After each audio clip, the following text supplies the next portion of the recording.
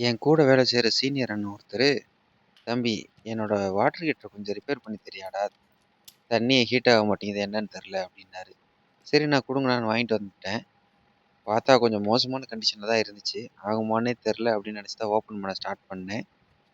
First ஒரு screw மட்டும் நல்லா இருந்துச்சு. அத பிரிச்சுட்டேன். மிச்சம் 2 ஸ்க்ரூவும் கொஞ்சம் துருப்பிடிச்ச மாரி இருக்கே வருமான்னு நினைச்சுக்கிட்டே இருந்தேன்.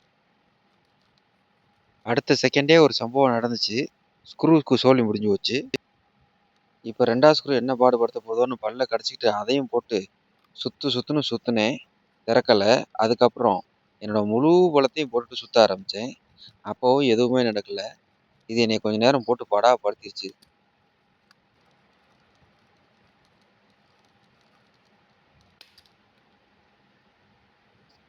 நானும் என்னென்னமோ அந்தர்பல்ட்டியெல்லாம் அடிச்சு பார்த்தேன். என்ன பண்றதுன்னே தெரியல. சரி, இனி வேற ஒரு வழி பண்ணலாம் அப்படின்னு சொல்லிட்டு திரும்பி ஸ்க்ரூவ வச்சு ஓங்கி இன்னும் கொஞ்சம் நல்லா அழுத்த ஆரம்பிச்சேன். ஆனாலும் ஒண்ணுமே நடக்கல. இருந்தாலும் இன்னைக்கு இத பிரிக்காம விடுறதில்லன்ற ஒரு குறிக்கோளோட என்னடா பண்றது அப்படின்னு யோசிச்சுட்டே இருந்து, கிட்டத்தட்ட எனக்கு அப்படியே பாடாப்படுத்தி தலைவலியே வந்துருச்சு. இது படுத்தின பாடு. அப்புறமா ஒரு வழியா நம்பி எடுத்துட்டேன். ஆனா பாடி லைட்டா டேமேஜ் ஆயிப்போச்சு. உள்ள என்ன கண்டிஷன் இருக்குன்னு லைட்டா உத்து பார்த்தா, அண்ணன் கருகி போய் கிடந்தாரு.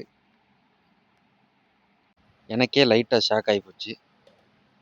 சரி வேலைய ஆரம்பிப்போம்னு லைட்டா அது மேல ஐபி சொல்யூஷன் அடிச்சு கிளீன் பண்ண ஆரம்பிச்சேன். நல்லா இத ஐபி சொல்யூஷன ஸ்ப்ரே பண்ணி விட்டு கிளீன் பண்ணலாம்னு நினைச்சிருந்தேன். பொடுக்குன்னு கடுப்பாயி வயர அறுத்து விட்டு, உள்ள இருக்கிறது எல்லாத்தையும் கிளீன் பண்ணலான்னு. ஏன்னா அந்த வயர் ரொம்ப மோசமான கண்டிஷன்ல இருந்துச்சு. திரும்பவும் முதல்ல இருந்து தான் அந்த வயர ரீவயரிங் பண்ணணும்னு நினைச்சுக்கிட்டே 2 தட்டு டப் டப் டப்ன்னு மண்டையில தட்டுனேன். தட்டுனதுக்கப்புறம் உள்ள இருக்க தூசி தும்பட்டை எல்லாம் வெளியில வந்துருச்சு.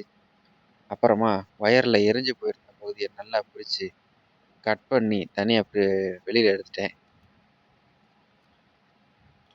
ஃபுல்லா நல்லா அந்த பாடி பார்ட்ட கிளீன் பண்ண ஆரம்பிச்சுட்டேன்.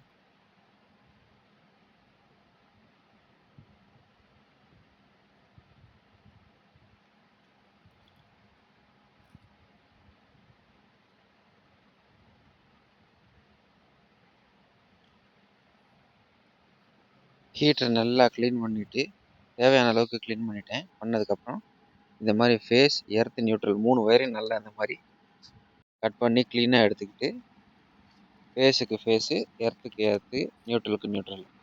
அப்புறம் ஃபேஸு, எர்த்து, நியூட்ரல் 3யும் நல்லபடியா கனெக்ட் பண்ணிட்டேன். கனெக்ட் பண்ணதுக்கப்புறம் சப்ளை செக் பண்ணணும் அப்படின்னு சொல்லிட்டு கனெக்ஷன் குடுத்து செக் பண்ணி பார்த்தேன். நல்லா ஒர்க் ஆச்சு. ஹீட் ஆயிருச்சு.